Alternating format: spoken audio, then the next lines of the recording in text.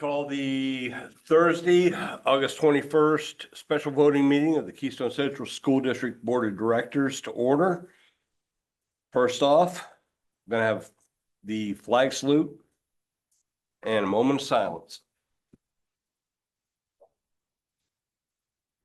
I pledge allegiance to the flag of the United States of America and to the republic for which it stands, one nation under God, indivisible, with liberty and justice for all.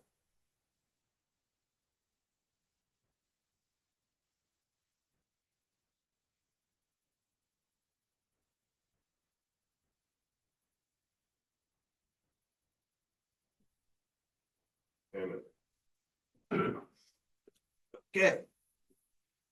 Roll call, please. Dr. Baldino? Here. Mr. Cannon?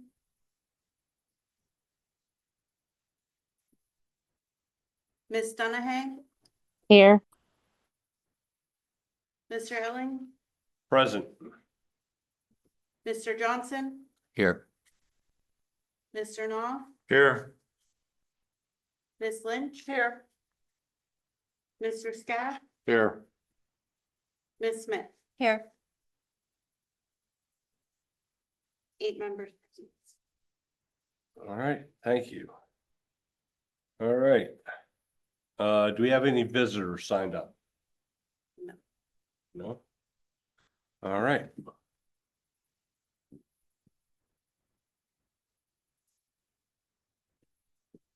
All right, well, Mr. Knopf. Oh, okay, I guess we're doing the regular special meetings. We'll move C1 to student handbooks. All right, I have a motion. Do I have a second? Second. Okay, I have a motion and a second. Discussion?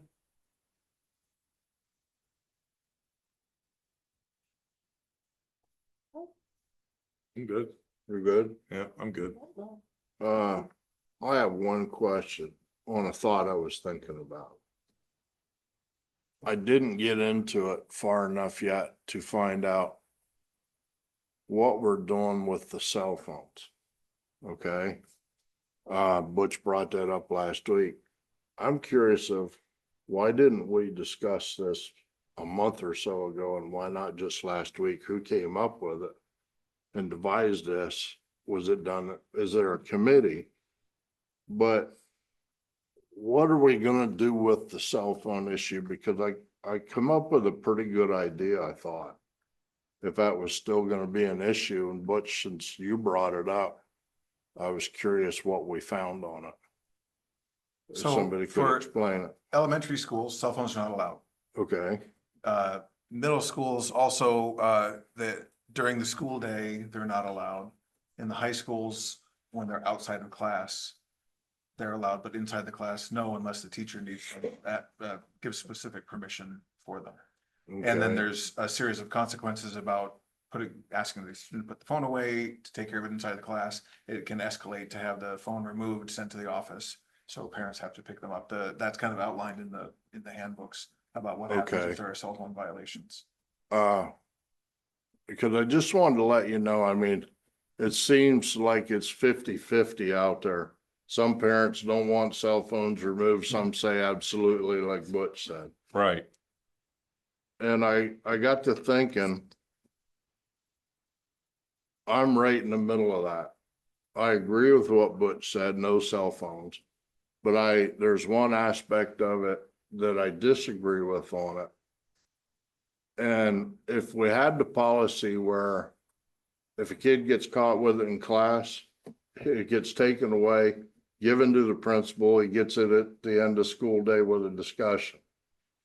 Second time, it gets taken away again, there's a discussion with the parents and maybe a day of detention.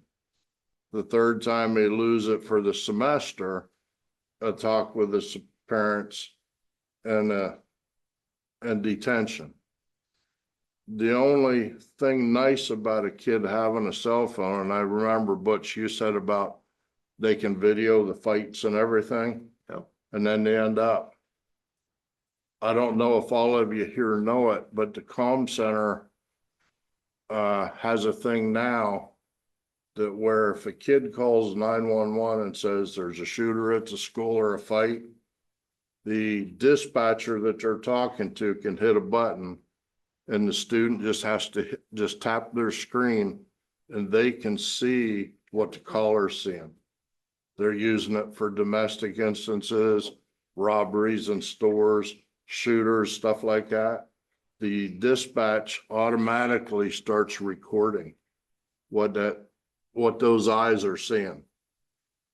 And that I can say on a safety aspect is a good thing. Because if you have 3 or 4 students calling in and they're tapping onto their phone to see what's going on, we can get bona fide video proof of everything from multiple angles. So that's why I say if we did something, they can't use them during school or their discipline, but not take them completely away in case. I could see where safety wise and security wise, that's a good deal. Go ahead.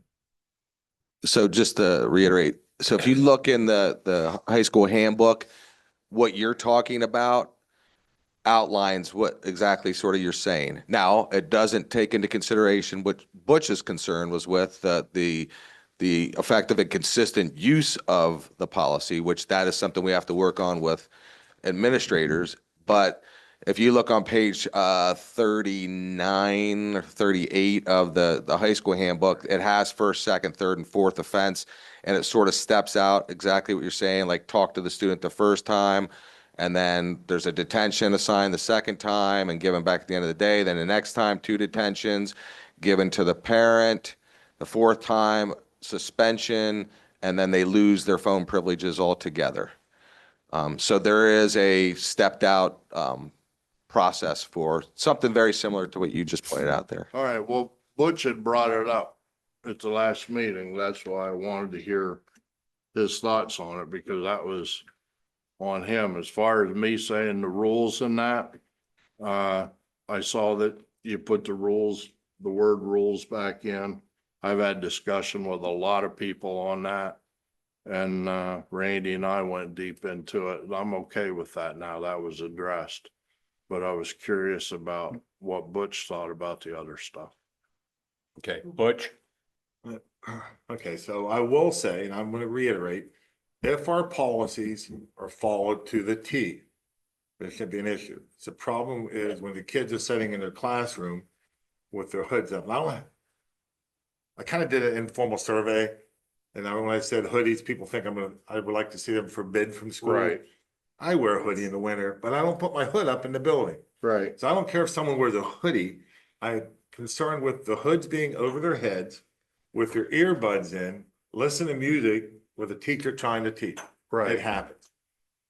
We have kids now, as far as the cell phone, they can keep them in their hoodie pocket and still watch your watch, because most of our kids now have those iWatches. Mhm. So we have to do something to have the phones so the kids can't use them in school. 'Cause I know the kids, I've heard, kids are using them for cheating in class. They're using them to let someone else know what the answer to a test could be. Cause they're sitting there texting each other about the questions. So we have to be firm and make sure we're consistent, and every teacher knows they're not to have a phone out during instructional period. So if I could, I don't mean to interrupt. Go ahead. So that's a different thing than what's in the handbook. The handbook already lays out you're not supposed to have it in class. The enforcement of that isn't a handbook issue, that it sits outside of the handbook. Well, we said if we follow the policies. Right, If right. we- So, but It's that's a- not, but that in and of itself, that's a different matter than whether or not we have the rules in the handbook. I understand we have the rule in the handbook and we have a policy, Mhm. but we have to enforce those rules. Agreed. And I know it's a Right. different thing than what's in the handbook. Yep. But as long as we follow the handbook and follow our policies, Yes, these things should take care of themselves. agreed. So we have to, because personally, I'm in favor of doing away. I know Chris thinks, and there's truth to the matter, what he's saying about them using them from the comm center to see incidents.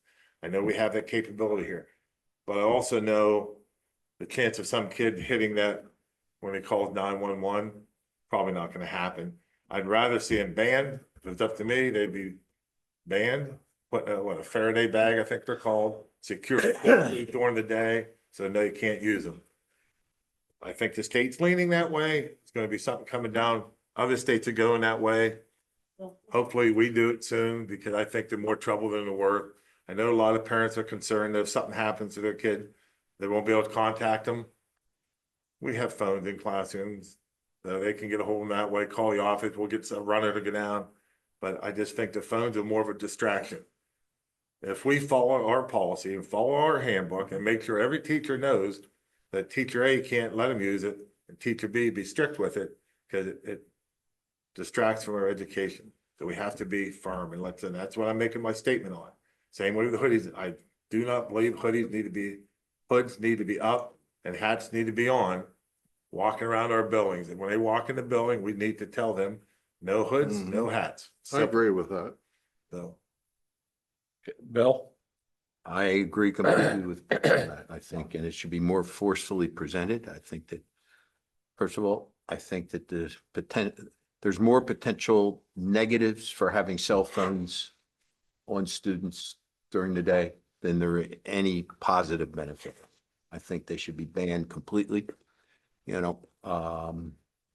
say in their lockers or something like that during the day.